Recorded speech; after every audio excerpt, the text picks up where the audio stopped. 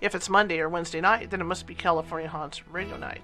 Please take this time to gather some popcorn, hamburgers, hot dogs, maybe even dinner or whatever snacks you eat, and have a sit down in front of the TV, the computer, or even your cell phone and enjoy the show. If it's Monday or Wednesday night, then it must be California Haunts Radio Night. Please take this time to gather some popcorn, hamburgers, hot dogs, maybe even dinner or whatever snacks you eat, and have a sit down in front of the TV, the computer, or even your cell phone and enjoy the show. If it's Monday or Wednesday night, then it must be California Haunts Radio Night. Please take this time to gather some popcorn, hamburgers, hot dogs, maybe even dinner or whatever snacks you eat, and have a sit down in front of the TV, the computer, or even your cell phone and enjoy the show. If it's Monday or Wednesday night, then it must be California Haunts Radio Night. Please take this time to gather some popcorn, hamburgers, hot dogs, maybe even dinner or whatever snacks you eat, and have a sit down in front of the TV, the computer, or even your cell phone and enjoy the show. If it's Monday or Wednesday night, then it must be California Haunts Radio Night. Please take this time to gather some popcorn, hamburgers, hot dogs, maybe even dinner or whatever snacks you eat, and have a sit down in front of the TV, the computer, or even your cell phone and enjoy the show.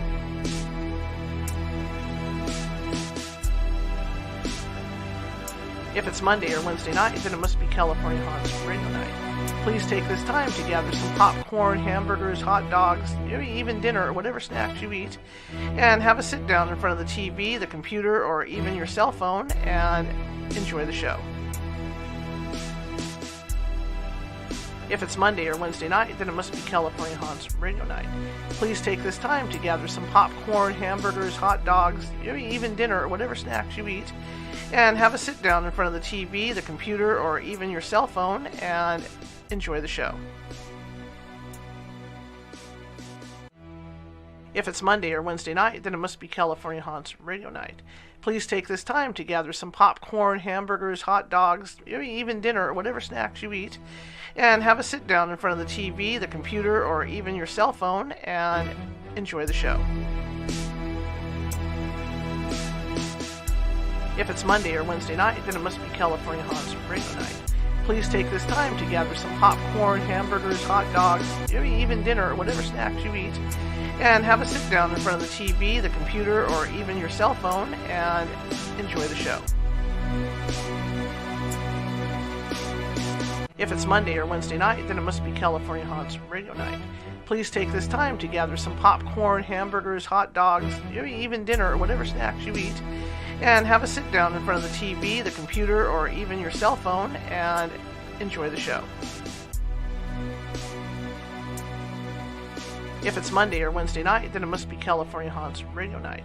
Please take this time to gather some popcorn, hamburgers, hot dogs, maybe even dinner or whatever snacks you eat, and have a sit down in front of the TV, the computer, or even your cell phone and enjoy the show.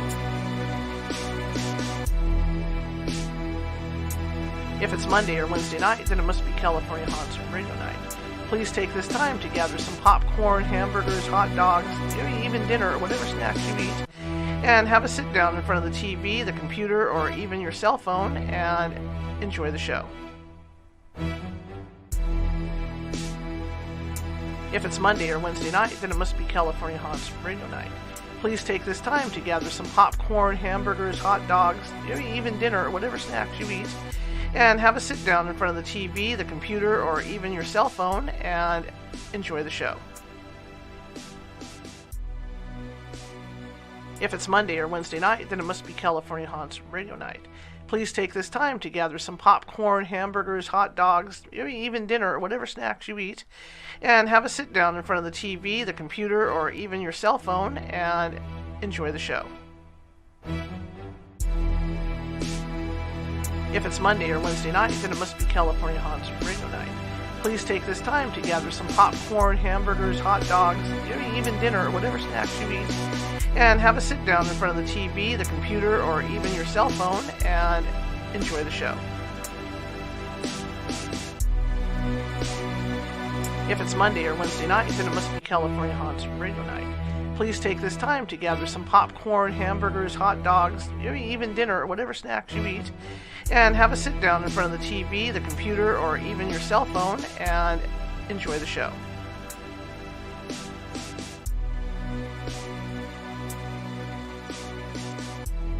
If it's Monday or Wednesday night, then it must be California Haunts Radio Night. Please take this time to gather some popcorn, hamburgers, hot dogs, maybe even dinner or whatever snacks you eat, and have a sit down in front of the TV, the computer, or even your cell phone and enjoy the show.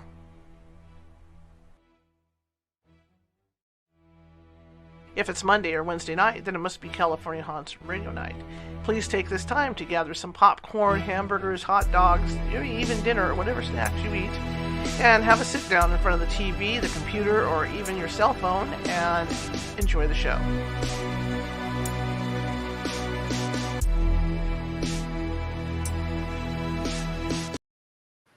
Hey, welcome to tonight's California Haunts Radio. My name is Charlotte. I'm your host, and I'm going to be your host for the next hour or so, and we're going to be talking about some good stuff. I'm waiting on my guest to call in.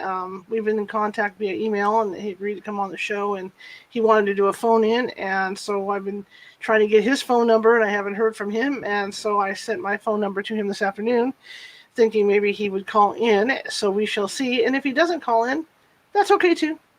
I was sitting here thinking this afternoon about if he didn't call in, were we going to have a show? What was I going to do tonight? And I got to thinking about topics to talk about. We've talked about haunted locations and stuff like that. And I just did a radio appearance with Joey and Tanya Madia on their show, and we talked about investigation techniques and what works well in the field and what doesn't work well in the field. And I thought if this gentleman doesn't get a hold of me, he might have forgotten, or he's been in meetings all day, so we'll have to reschedule him. But I thought, you know what, we'll talk about stuff. We'll talk about investigations and investigation techniques. And hello everybody. I see Tisa's here, Maurice's here, Jerry's here. And like I said, if this gentleman doesn't call in, then we'll talk about different investigation stuff, because there is a lot that goes on behind the scenes on cases that you don't get to see on TV, and that because it's TV, they kind of gloss over stuff. But there's, look at that, I've got a zit. Oh my gosh, I've got a zit. Yikes. But there's also a lot of stuff that goes on the technical side that people don't understand either, or, and then the steps for a good paranormal group and what goes into being a good paranormal group. Not that I'm tooting the horn on my team, but I'm just reading some stuff here. Yum. Homemade double cheeseburger. Now you're making me hungry. Don't be doing that stuff, man. Don't be doing that stuff to me. I just had a Twinkie to get rolling for the show. Anyway, so yeah, if he doesn't call in, we're going to talk about some stuff, because I was just wondering if I had anything really to say tonight. But since I did that show last week with Joey, I do have things to say, and I do have things to say that I think are beneficial to people that might feel they have paranormal stuff going on. But first, let's get first things first. My name is Charlotte. I'm the owner and of the California Haunts Paranormal Investigation Team, and you can kind of see my back. So let me adjust here. Okay, I hate that. You guys don't need to see my room. And I am the owner of the California Haunts Paranormal Investigation Team. We're based out of Sacramento, California. We are 35 strong. We're up and down the state of California, and we actually go into Oregon, Washington, Nevada, and parts of Hawaii, which is kind of cool, And we do not charge for our services. We are non-profit, and we do it for free because we just want to help people. We are a combination of psychic mediums, and debunkers on our team. That was a fly. Don't get excited. I saw it too. And we would like to think that after all these years that we provide the best service possible to our clients. And we will, if I don't hear from the client, the gentleman that's supposed to be on in a couple minutes here, we will get into that and talk about that. So I'm going to be checking my email. See, I know it's rude, but I'm going to be checking my email to see if he emails back. So we might have got our wires crossed. So that's okay, because I have a lot, like I said, I have a lot to say. And if you guys have, throughout this tonight, if you guys have any questions for me, feel free to ask. Okay, I'm by no means an expert in this field. If anybody tells you they're an expert in this field, they're lying. Okay, because there are no experts in this field. So that should be the first alarm that goes off. But I would like to talk to you about the difference between doing residentials and doing commercial work because there is a huge difference. There's a huge difference in responsibility. Okay, I'd like to give a call out again to Jerry Edwards, who's in the room. Marisa Haynes is in the room. Trisha Muse is in the room. I call her Tisa because when I knew her, that's what we called her was Tisa. So I have a tendency to call her Tisa, and it kind of confuses my other friends. But yeah, I call her Tisa. I'm glad to be here. It's 97. As you can tell, there's no air conditioning sound in the background because, like I said, I was thinking it was going to be a phone call night. So I turned the AC off, so I've got a fan running. So I'm in here probably. But luckily, this room is probably the coolest room in the house. It always has been. So hopefully, I had the air conditioner on until about 5 minutes ago. So hopefully, with the fan going in here, it'll hold a cool air for me, so I don't die of heat stroke in here on camera. So, okay. So it looks like we got our wires crossed. All right, so I'll just jump right in.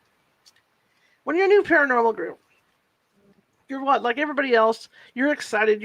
And unless you grew up in a house that was active, like I grew up in this house that was active, you really get your information from the TV shows. And early on, the TV shows were pretty good. The stuff like In Search Of, and the early ones that I'm going to turn off this other mic too while I'm at it here. Okay. And this early one, so you can tell the difference. That mic picks up all the stuff. So I'm turning that mic off. And the earlier shows, had the big time ghost hunters on there. You had, like Lloyd Auerbach and people like that. And when they showed ghost hunters, it was always, doing meticulous stuff in people's homes on their investigations. And that's what I grew up watching on TV. But nowadays, when you see these guys, it's because a lot of them are in commercial spots, and so like I said, commercial investigations are a lot different than doing residentials. But back when I started this team, a lot of the teams started the same way because when you go out, you're all excited to go out and start investigating, but you have to learn how to use your equipment. You have to learn how to conduct yourself when you're out in the field. Okay. And it's not as easy as it looks on TV because a lot of that equipment isn't really designed for ghost hunting. You'd be surprised. A lot of it is designed for industrial use, like a lot of the handheld thermometers that we use on our team. A lot of those are used in like air conditioning repair businesses or refrigeration repair businesses. That's what they're used for. In fact, two of the ones that I use are actually cooking thermometers. They have the probe on there. So if you're making a turkey, you can stick them right in there and get your temperature on your turkey. So they're not designed for ghost hunting.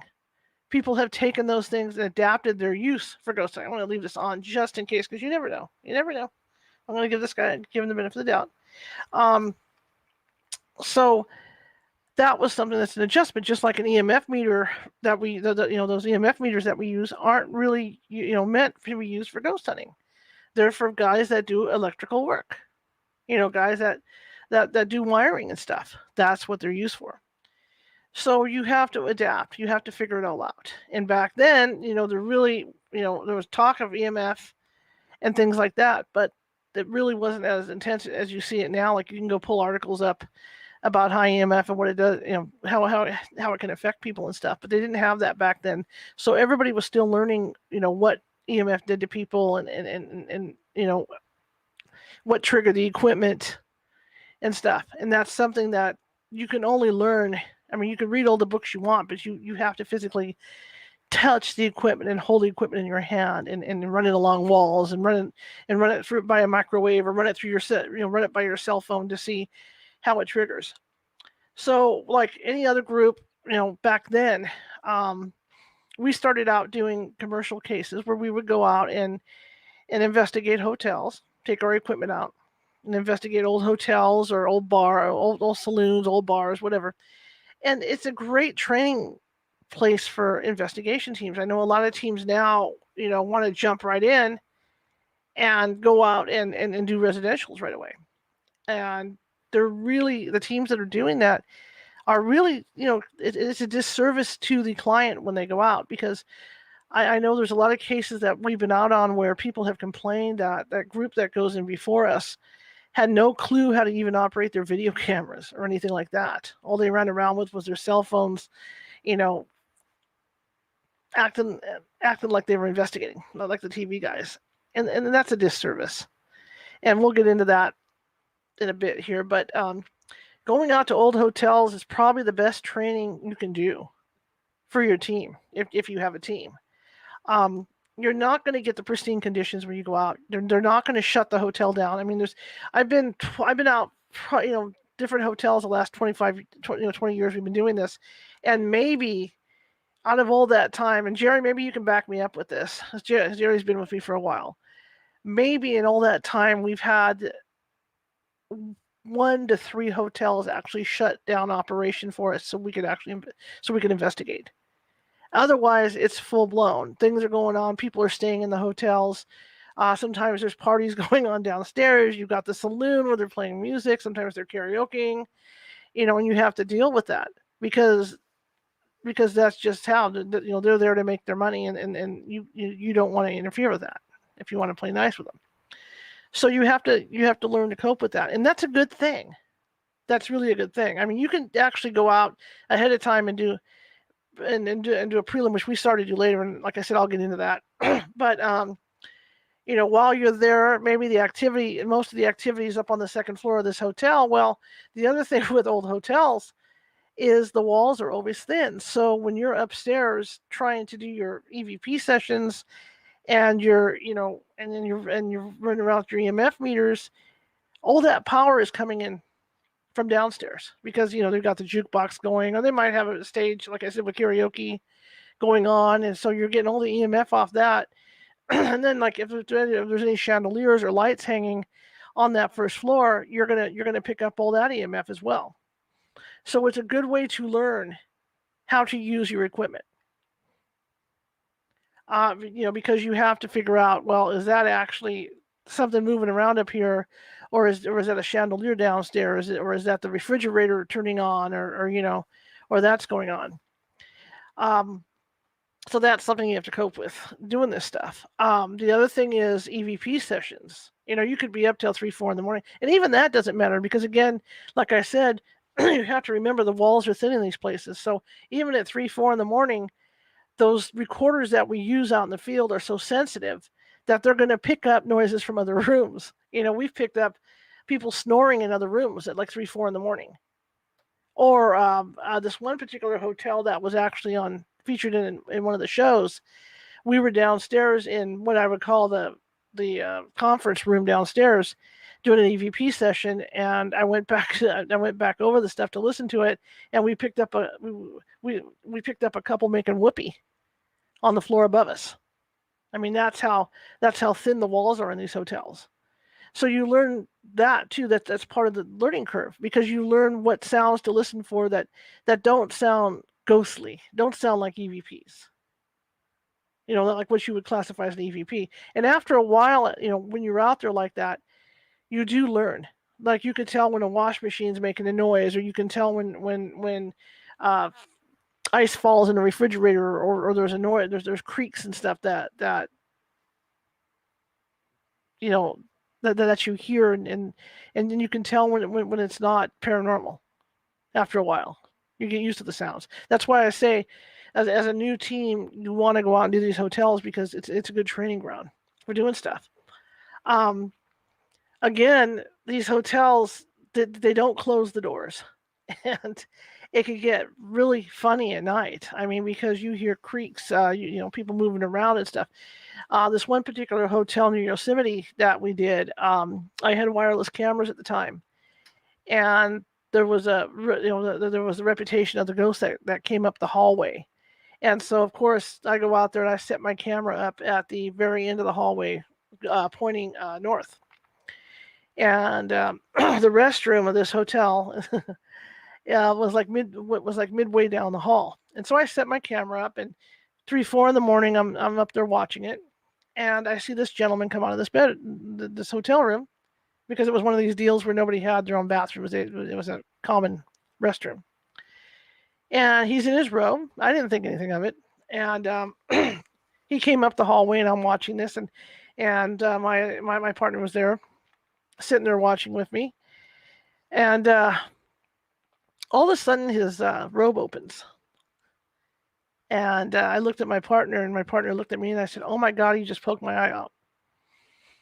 And we both laughed because the guy was naked underneath. And so when he came down the hallway towards us, we got him on all his glory because that robe flipped right open, you know. And that was one of the hazards. That whole night, there were people that were getting up like that, not naked like him, but I mean, all night long there were people that didn't realize there was a camera down the end of the hall. Maybe we should have informed people. I don't know. Maybe the hotel should have said something.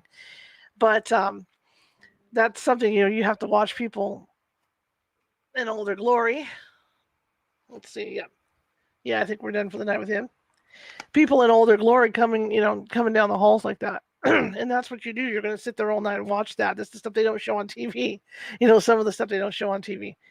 Um, but again, that's just part of doing old hotels. Just like I said, the EVPs, you think at 2, 3 in the morning, 4 in the morning when you're doing EVP sessions, that you're not going to pick up a bunch of voices. But it's funny because you sit there and listen back on those things later on, and all you hear are people snoring. You can hear them snoring and whispering in the other rooms. So that's something you deal with, and that's where I started taking notes. And I know Trish on our team took notes. We had people taking notes on this stuff because when we wanted to move into doing residential eventually, we wanted to make sure that we knew how to get around that kind of thing. Plus, you got the voices. You're trying to do your EVP sessions, and they're karaokeing downstairs, or they're down there having their last beers for the night or whatever. But you're picking up, and then you got the street noise. You got people talking on the streets, and all that's going on. So what we started to do was devise ways to get around that and know whether it was our investigators. Excuse me, it's dry in here. Whether it was our investigators or whether it was the actual people in the hotels or whether it's paranormal. So what I ended up doing was I got a voice sample of all my investigators, and I got them in their normal voice, and I got them in their whisper voice, and I got them, and I got them in different types, different voice scenarios, and I have that in a data bank on my computer, so that when I do get these EVPs back, from the field, I can go through and do a voice comparison, just like the police do. I have that kind of software, and that's what we do. And so I started to play around with doing stuff like that because I wanted to perfect what we were doing to make it more accurate. Okay, and you'd be surprised, how many voices those things will pick up in a hotel. It's just insane, what you'll pick up in an old hotel like that. Just like doors bang, just like doors banging and stuff like that. I mean, that really makes you go. Doing those places really turns you into an investigator because you have to go look, you have to go see what's causing the noise. What was it? Was that door slam from a human? Or was it from something else, or maybe the wind's blowing? Because of course, old hotels too, they're drafty, so you're going to get wind blowing just like around windows. That's why a thermal imaging camera is great because you can see if there's anything cold coming in around the windows, because you're going to get drafts. You may be sitting there during an EVP session, in a room, and you notice the drapes are moving, and it makes you wonder, if you don't have something to figure out, if there's a breeze in that room or not. You're going to think maybe it's paranormal while you're sitting there. Now, we would use, later on, Jerry got a thermal imaging camera, and early on, I would use a balloon. I would take a helium-filled balloon and have it in the room with me, so I could see if the balloon was moving around, during our sessions. So you do stuff like that. So it's a really good training ground, for investigative teams. And it also helps you to learn to work together because a lot of the things, I started to do was you get there with usually big groups because, you figure you've got all the upstairs to do, you've got the downstairs to do. You might have a back area to do. There might be something underneath the hotel that needs to be looked at. So you tend to bring a big group of people with you. Okay. And so that makes you want to organize. Otherwise, everybody's grabbing equipment and taking off with, willy-nilly, and you don't want that either. You want to stay as organized as possible. So then you start putting together a log or a schedule for people to follow. And sometimes when you go on these things too, you'll have maybe two or three psychic mediums with you. So it's cool because then you can break everybody up. If you got a group of 9 people that went, you can break them up into three groups of 3 and send them off in different directions. But you got to make sure you know where they're at too, because it can get chaotic. So people are carrying walkie-talkies, so you can keep track of people. So I would set up a schedule for people. We'd all meet in one place. We'd have one generic place to meet, and then I would send people out in different directions. Okay, you're going to go upstairs, and I want you to spend 15, 20 minutes in each room, and then move on. You guys are going to go downstairs. I want you to spend 15, 20 minutes in each room. You guys are going to go outside. You're going to spend 30 minutes outside or whatever, and then however long it takes to get through the rooms. Because of course, I already took a tour and I knew how many rooms we were dealing with and which rooms were the most active. So I knew where everybody was at, and then I could call them on the walkie-talkies and say, okay, guys, your 20 minutes is up. Go ahead and switch rooms. So we would do it that way. Like I said, this is the beginning of what we ended up putting together to go do residentials. Get all that done. Then, of course, you do your investigation. And again, you got people walking in and out and walking up and down the hallway. So you have to determine where the footsteps are coming from. Or maybe there's a cabinet that opens by itself, and that's another thing. You get out there and you start playing around with your tools. You might get a level to put in that cabinet or put on top of the counter to see if maybe that particular room is at an angle, or maybe that cabinet's built at an angle, and that's why the cabinet drawer keeps opening up. In one particular hotel we were in, they had trouble with the coffee maker. It would turn on and do weird things by itself. I did some research on the coffee maker. Turns out that they were recalled because they would do that. It's stuff like that. You have to look at everything, and that's what doing these commercial jobs teaches you to do. Because if you jump into somebody's house and you have no clue of what you're doing, you're going to do more harm than good. So we spent probably about maybe 3 or 4 years doing nothing but commercial jobs. And like I said, as we did this, the team members took meticulous notes on different techniques and how we were operating and doing things. And it was very helpful. So then I finally sat down, and and we still weren't doing residentials, but I started to take those notes, and I started to put them together in a packet for us to start practicing, utilizing some of these, some of this stuff, to take what we learned about, what not to do out in the field, especially like these old hotels, what not to do out in the field, and put it into a packet and put it into something concise that we could follow, if that makes any sense. And the packet grew and it grew and it grew and it grew and it grew till we had protocols, some really strict protocols about the way we do things. Finally, we got our first. Well, we'll talk about some of those cases. Like I said, you're going to run into a lot of noise in those places and high EMF because there's a lot of Coke machines and equipment and ice machines and stuff going off. So you're like I said, it's a learning curve, and you're learning how to operate all that equipment. Okay.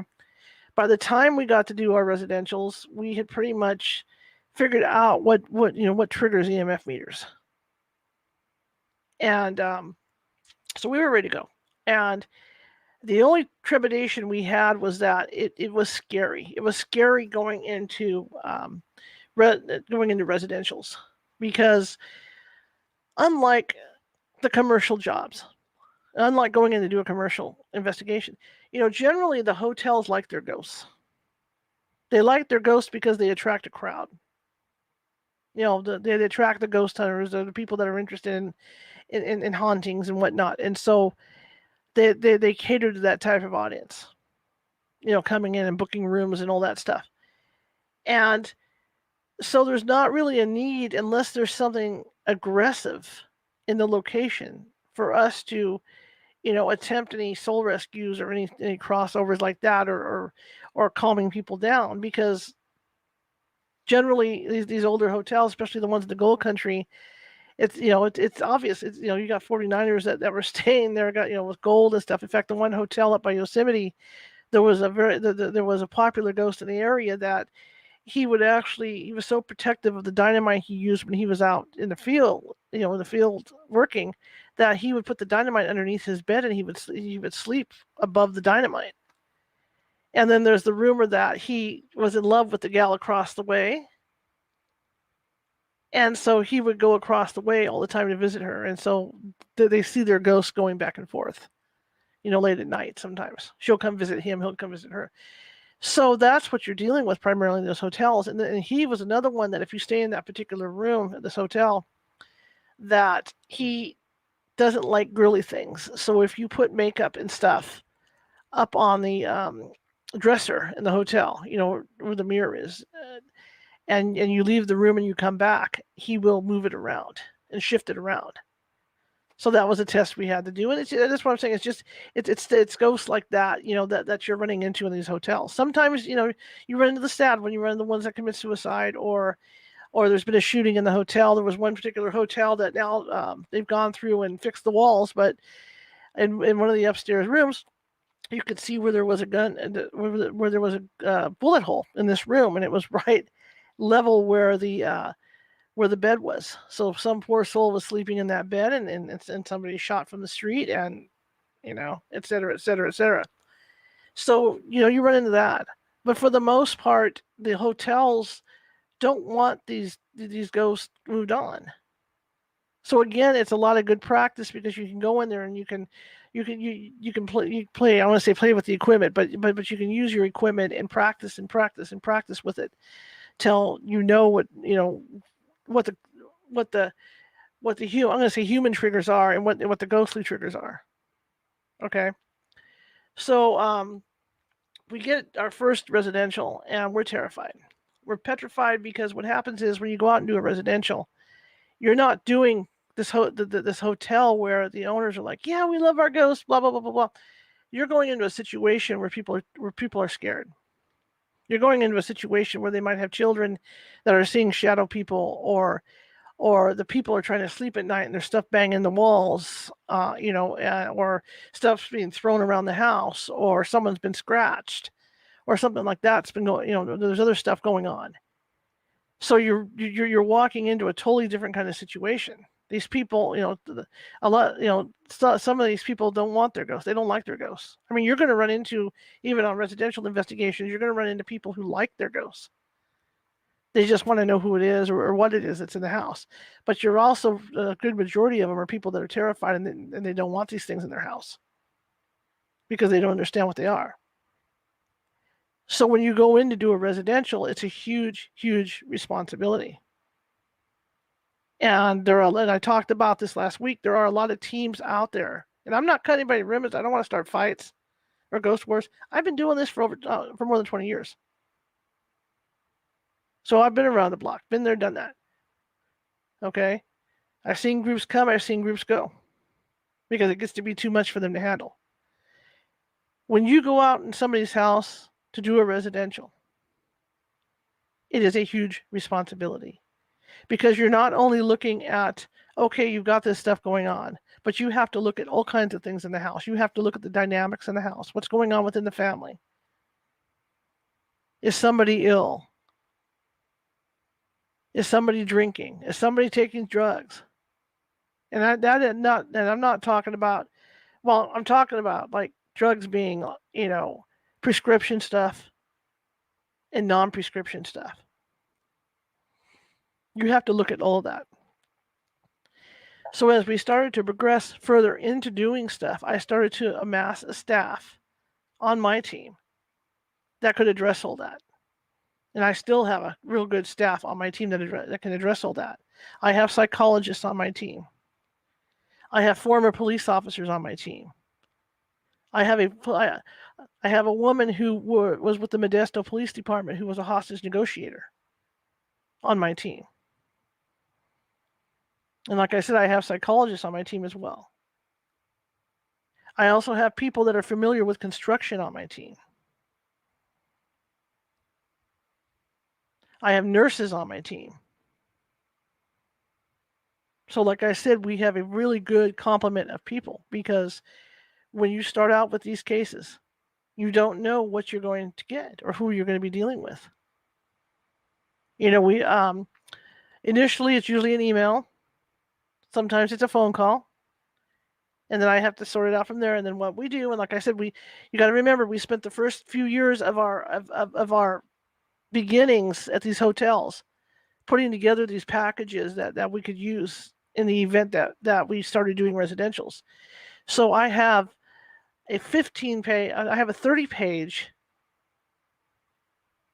preliminary sheet that we use when we go out in the field, and that is just for the building itself when we go out. And included in this 30-page, while someone asks questions of the client and questions the client, and we'll talk about that in a second. While someone asks the client questions, one or two investigators go around the house and look at everything in the house, room by room. Okay, they're looking at all the EMF. They're doing the EMF runs on that day to see where all the high EMF is in the house. They're looking at the floors. They're looking to see what kind of what's on the floors, what kind of lighting's in the house. Are the walls thin? They're looking at trees. They're looking to see if there's any trees that might cast shadows from windows outside the house. They're looking for anything that could possibly, if they're seeing shadows in the house or they're hearing footsteps or they're hearing voices, they're looking for anything that might lead to that. They're looking at the debunking part of it at that point. But they are taking meticulous notes. And that like I said, that thing is almost 40 pages when they go through, and they're going room by room. Then they'll go outside of the house and look and see if there's any telephone lines or power lines or stuff that are coming into the house that might cause high EMF levels, or water running, near the house, or trains or anything running near the house, and anything that could cause any kind of EMF problems. Because high EMF levels cause paranoia. They can cause headaches, paranoia, all kinds of health problems. We did it just before the shutdowns. We did a house up in the Gold Country, where this woman was having issues. It was a guest house, and we went in there, and the first thing I thought was they had solar panels all over the backyard. So I thought, well, right there, maybe it's coming from there. But as it turned out, when you went into her bedroom, where she was hearing voices and nightmares and all this stuff was going on, you'd sit on the bed and lay on the bed, and it felt like you were dizzy. You would get dizzy. And we did some EMF readings in there, and they were completely off the charts. It was just total high EMF in this bedroom. And we could see why she was having all these problems. She'd been living there like a year, 2 years, and she was having all these nightmares. Like I said, nightmares and hearing voices. And it was funny because another investigator and I actually heard a voice in that room. And we were trying, and of course we were outside trying to determine whether it was coming from outside or whatnot. But there was that EMF alone in that room was enough to cause the problem for the client. So EMF can wreak a lot of havoc, and a lot of people, ever since SMUD out here in this area, ever since SMUD put the smart meters in, there have been a lot of problems with people, having alleged hauntings in their houses. See if I got a question here. Hang on.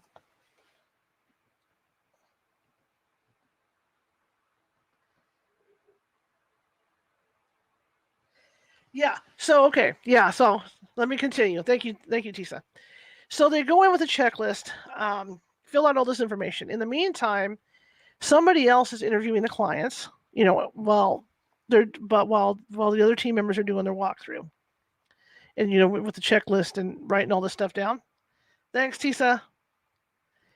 And I'm cutting out here. I think I got this up too high. Hang on, let me turn this down a little bit. And yeah, I hit it up too high. And so they go through and they're taking photos and they're doing their EMF sweeps and everything. And in the meantime, there's someone asking the client questions. And I have, like I said, all this research we did. leading up to all this with the commercial jobs. My questionnaire is 114 questions, and we range anywhere from what do you do for a living, to have you ever taken any kind of hallucinogen? Are you having health problems? Stuff like that. Anything that you're taking any kind of medication for? Do you drink, and how much do you drink? On a consistent basis. Blah blah blah blah blah. And it goes through all that. It also covers stuff that might cover demons, where we ask questions about objects moving. How heavy are the objects? Do you notice any dark shadows? Do you know anything menacing that make you feel menacing? And stuff like that. And we go through this checklist, and it's just incredible the information we get. Sometimes they lie to us, and we find out later. Have you messed with any Ouija boards or tarot cards, anything like that? We have to know that when we're out in the field, because if they have, then they've opened the door that they should have opened, and we know which way to take the case. Okay. So we get all this information. It comes back to me. I've got all this information. Okay. The only ones that don't know what's going on these cases are the psychics. We don't tell them anything. All right. Because they have to go out, they have to go out cold when they're on these cases. So what I will generally do is I have one psychic that will do a remote read, and I will just send a photo of the front of the house or the front of the building. I won't tell her where it's at. I'll just say, look, there's stuff going on. Is there stuff going on in this house? Can you tell me what and where? And they'll come back and write me a report and say, look, I think this room and this room is active, and this is what's going on, and this is what I see. I'm seeing an old woman, blood, stuff like that. So I put that information aside. So then what I do is I take the information from the checklist that they go through, and the information that I got from the clients themselves about what they've experienced, and I put that together in another packet.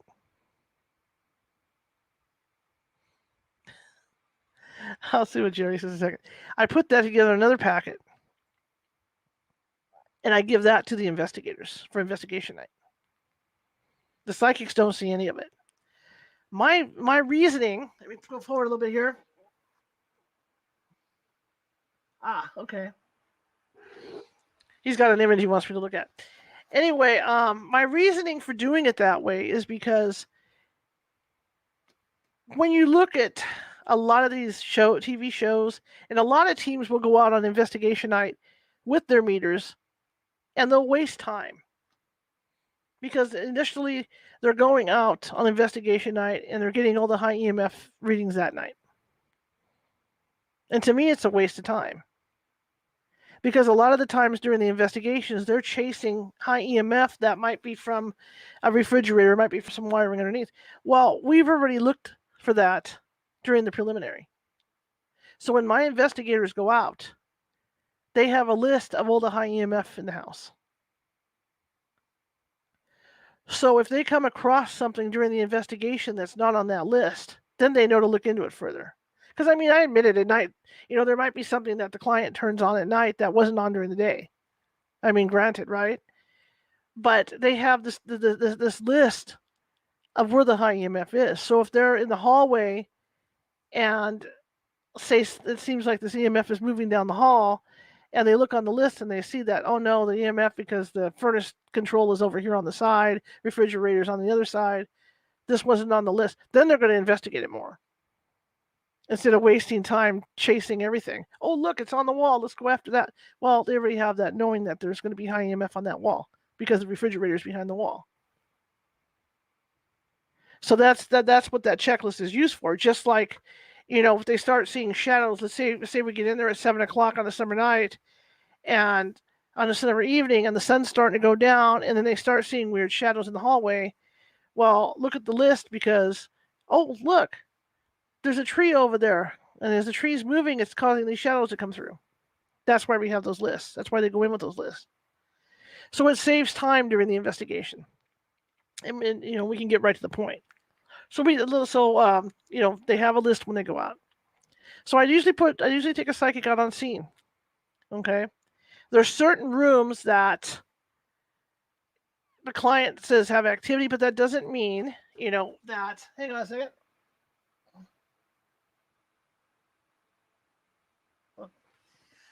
Um, there's certain rooms that the client says have all the activity, which we will put cameras in. But what I usually generally do is, a ghost, if it is a ghost will not perform on cue.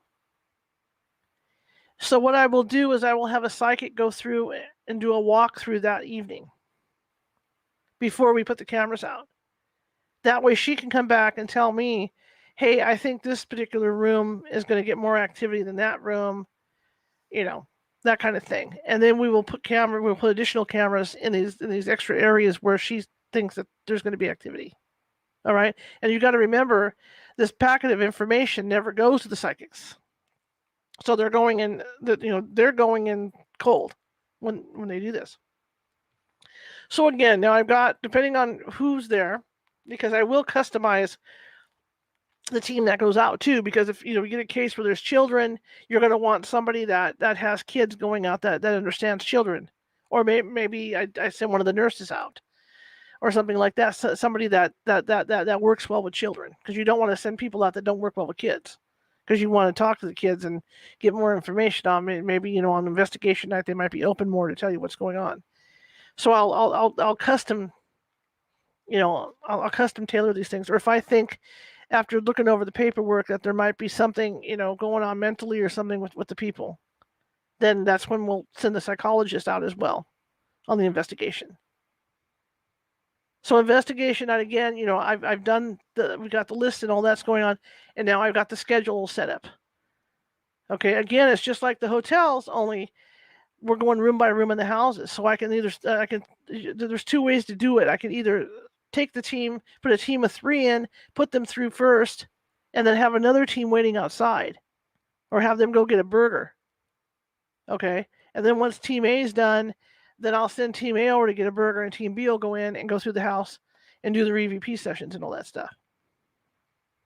Okay, and again, I've got strict protocols going on with everything, like with the EVPs.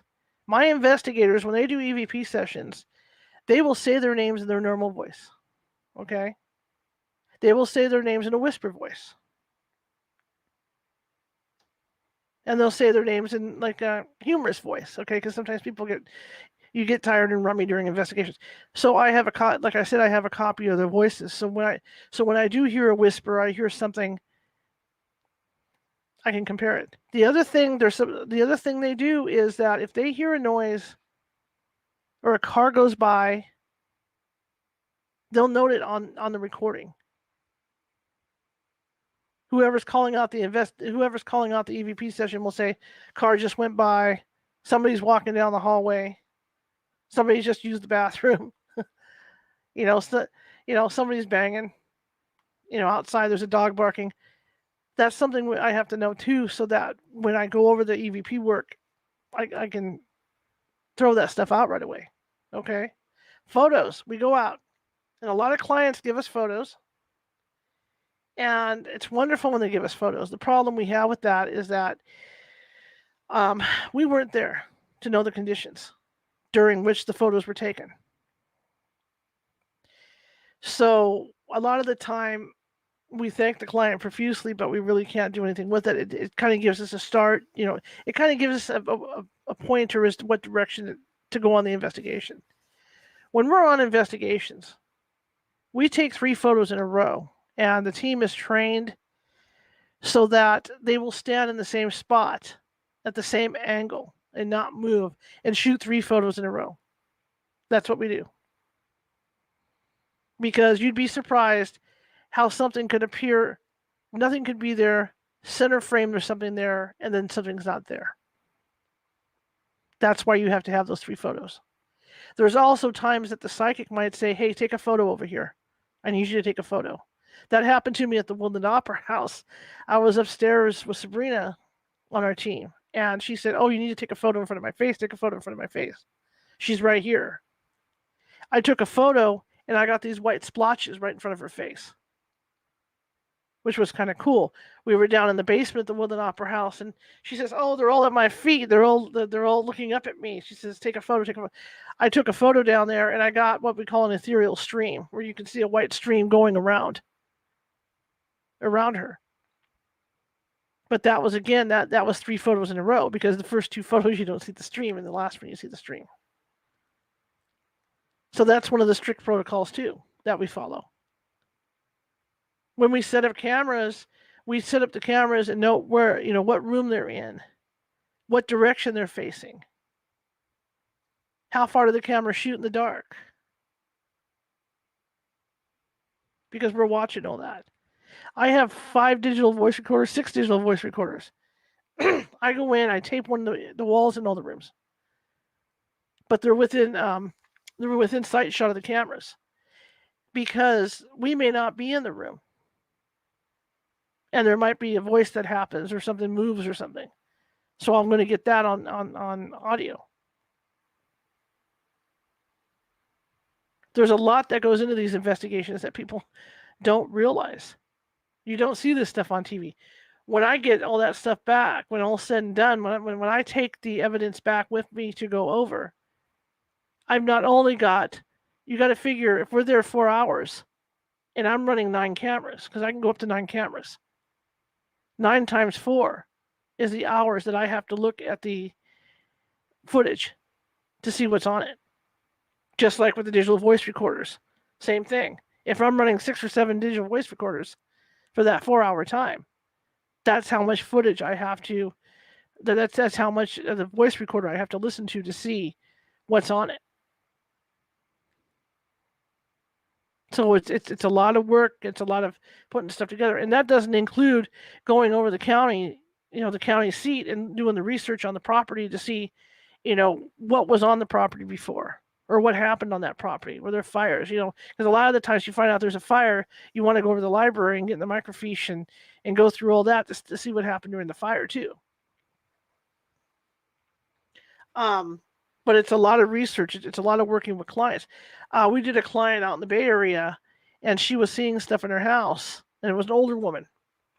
And we went out there, and we found, and during our interviews, we found out that she had a medication change at some point, and we suggested that it could have possibly be the medication that was causing her to see stuff. And it turns out, sure enough, she went to the doctor, had the medication changed. She's had no problems. It's stuff like that. So when we go out, we have to look for all that stuff. It's not just walking in going, "Congratulations, sir. Yeah, this is going on in your house, and we think it's not going to give you any trouble. Have a nice day." That's not how it works, because you have to. It's a huge responsibility to go out and do these things. And any group that comes out and doesn't know how to operate their equipment, and doesn't do this, and doesn't keep meticulous notes, and doesn't come out with the extra professional people to come out, if they come out to your house, run, because they're not going to help you. It's a disservice. It's a huge responsibility when you go out and do residentials. When you're working with people.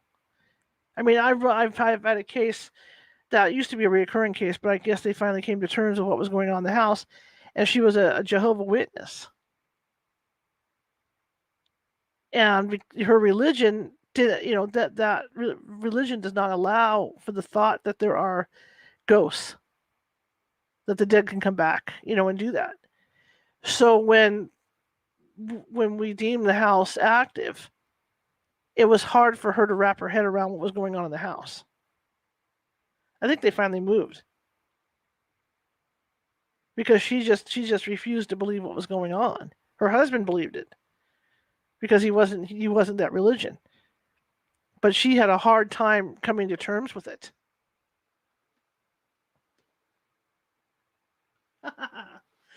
Jerry's been with me for a long time. I can laugh at Jerry. We've been through a lot.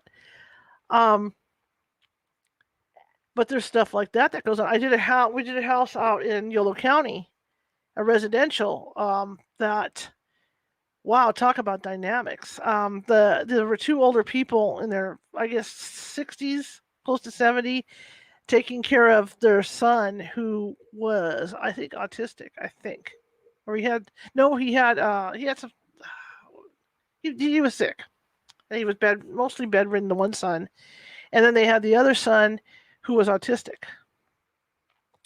And the man was very, very angry. He was very. I don't know if it's just his normal disposition, because there's people like that in the world, that they're very pushy and very angry. But he was very, very angry, and his wife was nervous, and all this was going on, and he's and there were like there were like scratches appearing on the boy, and there were objects moving around the house, and stuff like that was going on. And they would watch. And that was the other thing too. They would watch the TV programs, and that's something we look for on our questionnaire is, do you watch a lot of paranormal TV? Because a lot of the paranormal TV shows hype everything so much that people are so into it that every little thing's paranormal to them. And so we walk in there, and he just wanted no part of us, the father, and when I sat down to do the interview with them, he wouldn't let her get a word, let the wife get a word in edgewise. He was that type of personality, and he had told me that he had had a tumor, and he was taking medication for that, and they were trying to take care of the boys, and all this was going on, and they were under a lot of stress. Well, obviously a lot of stress, but they felt that it was demonic, and I know it's demonic. I know it's and people will insist. I know it's demonic. I know this thing's demonic. It's attacking my kids, and all this is going on, and it's scaring my wife, and la la la la. And then this was another case where they gave us a photo, and the photo was very dramatic, but it looked like their older son, to me, is what it looked like, but they insisted it wasn't. Okay, who am I? So I took the tour around the house, and again, they were because they were Catholic, and they were insisting that it was a demon. And as I'm walking through the house, I'm looking up on all the walls in every room. Every room had a religious photo in there, a religious icon. It was Jesus, Mary, St. Francis, they had them all over the walls. And I looked at them and I said, I don't want to be the bearer of bad news, but it's not a demon. I'm reading this, hang on.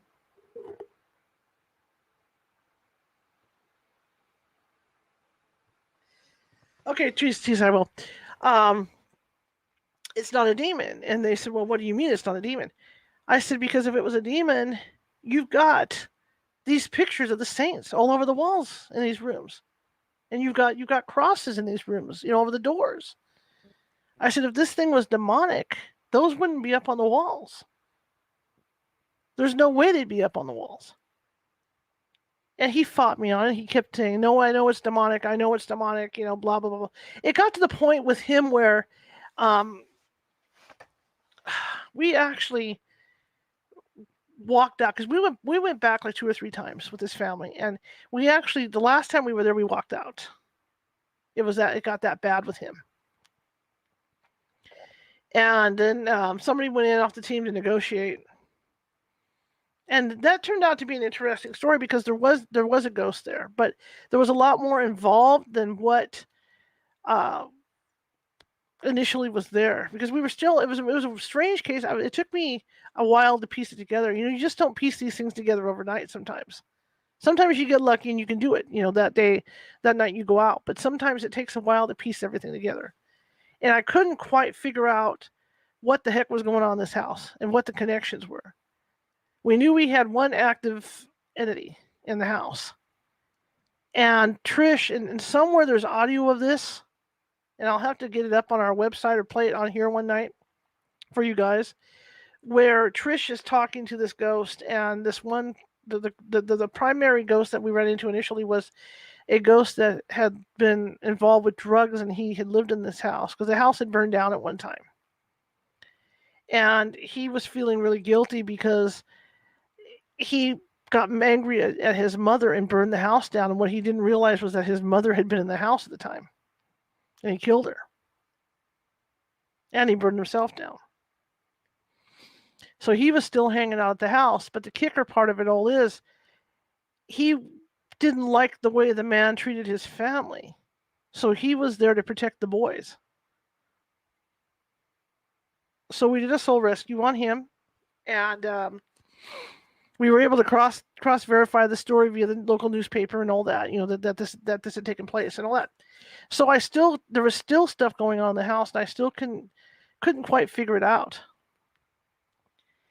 So we go back for the last time to stop in with what we had,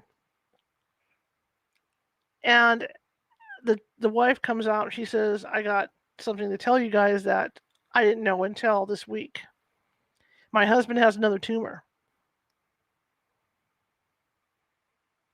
and it'll make him hallucinate." And then it all clicked. I said, "So he's the one that primarily sees people, primarily sees these ghosts in the house, right?" "Yes." "He has this tumor, right?" I said, "What else does it affect? Does it affect his personality? Does it affect his emotions?" "Well, yeah, he'll get, it'll make him get angry and stuff." And I thought, wow, so I got on the phone with one of my other psychics and we got to talking. And at that point, I pretty much knew what it was. And when I had to present it to him, he took it better than I thought he would, because it's just one of those things he couldn't stop. And I said, this tumor has been growing for a while. And he said, yeah. He said, I kind of knew it, but I didn't want to tell my family. I said, I hate to tell you this, but I think you're causing the activity in the house. And I was waiting for him to take a swing at me or something. I was braced, and he looked at me and he started crying. And I said, I don't want to be able to be the bringer of bad news, but I think you're causing poltergeist activity in this house. And you're scratching. You don't mean to scratch your kids, but you're so frustrated that this tumor is causing this. And he actually agreed with me, and he said, yeah, you know what, I think that makes more sense than anything else. And so we gave the report. We told him that's what we thought was going on. And after that, he called finally after he had the tumor removed, and there hasn't been any other activity. They haven't had any more problems. So it's stuff like that. You have to really work at stuff like that to get through with these clients. To work with these clients to get to that. To get to these conclusions, because it's not always paranormal, and that's where the whole responsibility thing kicks in. In that it's a huge thing to go out and do these cases, because it's not always going to be, like I said, it's not always going to be paranormal. You have to look at all the different factors as to what's going on in the house. But the tumor was causing him to be paranoid, because he was hearing voices. He was seeing things in the house. He was hearing voices, and the voices were driving him nuts. And then he would he was frustrated because he was taking care of the kids. They were both frustrated because they were older. I know what it's like. I took care of my mom and dad. I mean, it can get really frustrating when you're taking care of somebody that you got to change them and you've got to do all this other stuff. It's really frustrating. And so with this tumor growing in his brain, that's what was doing. He would go to bed at night, because everything would happen after he fell asleep. So he would go to bed at night and stuff would happen in the house. The bangs would start. The kid would scream because he'd feel touched, or mentally the guy was reaching out to his kid, and stuff. It's amazing, what can happen. I worked out we did a case up in El Dorado Hills where there was banging in the walls at night, and it was a fairly new house. We did a check. Again, we're not going to just look at ghosts in a case like this. We're going to look for rats and everything else. And so, of course, my guys are going in up in the attic, and then they've got their. Here's a hint: if you think you've got rats in your house or mice in your house, the way to tell is when a rat or mouse goes to the defecates. It's fluorescent. So if you get a black light and you go walking around the floor, turn the lights off, use a black light, you can see trails from the rat pee and feces. So of course my guys were in the attic. They were under the house, checking out to see if there were any trails or anything, and they couldn't find any. And as it turned out, what was going on in this house was that they would fight at night. Her and her husband would get in these fights at night, and she would go to sleep, and they wouldn't resolve them before she went to bed. So essentially, that was another case of poltergeist activity because she would go to bed frustrated, and that's what would happen is the walls would start banging in the house. And after we brought it up and brought it, brought it to her, and she stopped going to bed like that, no problems. So it's stuff like I said, it's stuff like that. It's not just going out like they do on TV, and it's all fun and it's all fun and games because it isn't fun and games when you're going into somebody's house. And dealing with their kids or dealing with them because you have to look at everything. And believe me, when you go out, clients don't always tell you everything. They don't tell you the truth on everything. Okay? You have to, sometimes you find that stuff out later. Like I've had clients who swore up and down they didn't use tarot cards or use Ouija boards or anything. And as we were going through the house, because of course we go through everything, we're looking at everything, we're finding a Ouija board stuffed way up in the top of the closets where they're trying to hide them from us. And then you have to confront the client and say, no, you are using something, you are messing around with this. We have to know these things.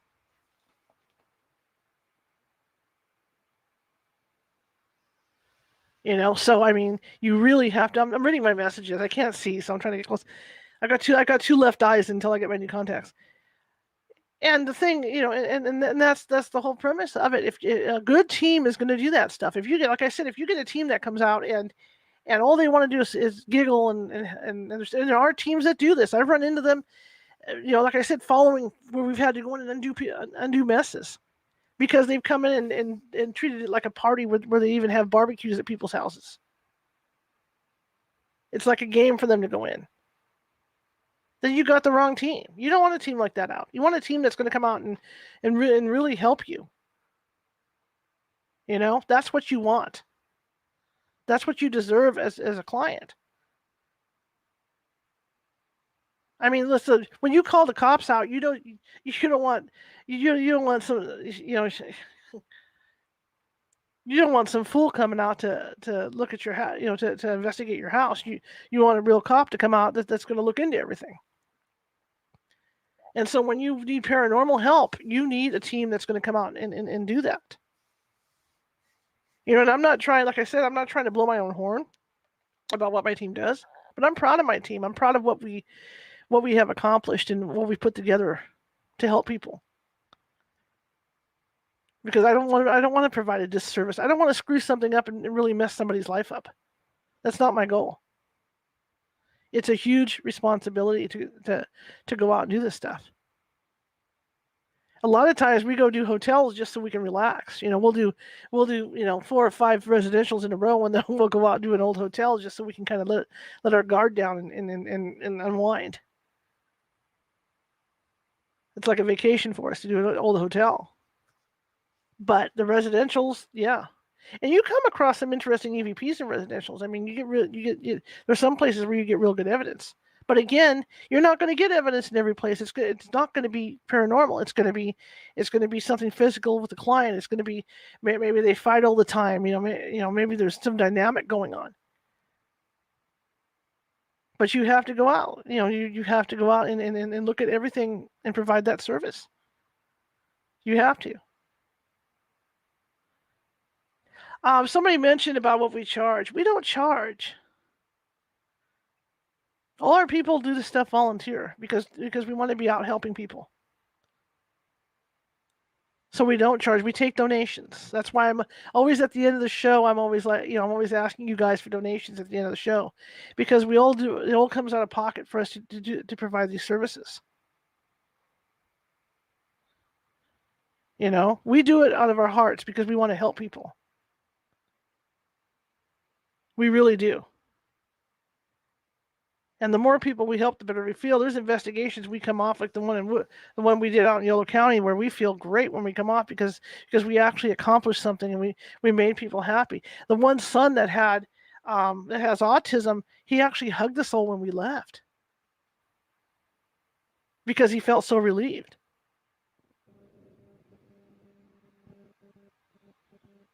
So I mean, that's what we do it for. But if people, want to give us a donation, that's fine too, because it helps us buy equipment. It helps us continue with what we do in our research. But we do not charge when we go out. Anyhow, it's 7:32. I've talked enough tonight, and I just wanted to share that stuff with you because I just think that the and the word for investigations when people go out, it just isn't there. People don't realize what real paranormal teams do, when they go out to somebody's house, or what goes into these investigations. And I think that because of all the TV stuff, I think it's lost. The other thing I want to add too with the TV shows is that, again, when I started doing this, a lot of the ghosts in the TV shows were benign, Uncle Bob and stuff. And a lot of the residentials when I first started, it was Uncle Bob. You go out there and it was Grandpa, somebody related to the family that you'd find out, and people weren't really afraid. But with the advent of these TV shows, and I'm not going to name shows because that would be, I don't want to have issues with anybody, but with the advent of these TV shows, everything is a demon. Everything's bad. I've had requests, via email from producers who would like to see some of our stories of investigations that we go out on. But they don't want to see our stories because there's nothing evil, because I can't provide them the stuff they want. They want stories of evil spirits and stuff. You don't run into those all the time. You just don't. I mean, if you watch TV, you think that almost every case was an evil spirit, was a demon or an evil spirit. No, it's not like that. You very seldom. Hang on a second.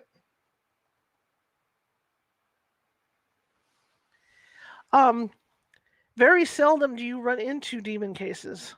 You don't see them all the time. I know a lot of people will tell you they're picking up. You don't see them a lot of the time. And, they're rare and far between. But I get calls all the time from people who want a cleansing on their house. And they're really disappointed when I tell them, well, we're going to have to go out and see what's out there first. We just can't come out and do a cleansing. We don't know what we're dealing with. And a lot of the time they'll hang up and get frustrated and go elsewhere. Well, that's the breaks, because, I try to explain to them that not one cleansing doesn't fit all. I'm not going to go out and do a holy water blessing on a house that is on Native American property, because it's not going to work. Native American, dealing with Native American spirits and dealing with Catholic, dealing with the holy water type of spirits are two different things. And we can't tell until we physically go out to see what we're dealing with, if there is anything out there to deal with. If it's not something that the client's hearing noises, and because they saw such and such on TV, they think it's a ghost or it's a demon. That's our job, to go out and sort through that. But yeah, you just can't go out and do a cleansing. And we get a lot of that. Just come out and cleanse the house. Take this stuff out of here. We can't. It's a disservice if we just go out and sprinkle holy water around, or use blessed salt and put that around, if we don't know what we're dealing with. So anyway, I'll shut up now. It's 7:35. I've been to your ear enough, but I hope you guys learned something tonight about investigations and what technically should go on if you ever have a problem, if you ever feel you have a paranormal thing going on at your house. What should go on during an investigation, what to look for in a paranormal team. In fact, some teams, like ours, we you even provide references so people can call the other clients, instead of taking us for face value. But I just wanted to talk. I mean, since the guy didn't come through tonight, I just thought, well, as I sat through this afternoon, figuring out what I was going to talk about, this is what I came up with, and I thought, well, I might as well just do this, with it. Because there is, you see this stuff on TV, and it isn't like TV. And there are a lot of teams out there now that people need to just be aware of what to look for if you do have issues in your home or whatever, what to look for in a team. So I hope I didn't bore you guys to death tonight. To death. Ha! I said death. But I want to thank you for coming. Monday, let me look at Monday. We got a really cool guest, and I think it's going to be a surprise for you guys. We got a real good setup for guests this coming week. Our numbers are up. We've got 59 downloads today. I'm real excited about that, and let's keep the downloads coming, you guys. Got to keep this going on the podcast. Again, we are nonprofit. Like I said, we don't take any money for investigations or for this. If you feel the need and you'd like to donate, paypal.me at California Haunts, and help us out a little bit to keep this thing on the air and keep us going, because we're going to keep bringing real good shows to you guys and whatnot. And it helps us buy equipment and do the stuff we need to go out and help people, because that's what we're here for, is to help people. Anyway, my name is Charlotte, and I love it. I'm getting all these notes, and I have to bend over and I want to get my face here.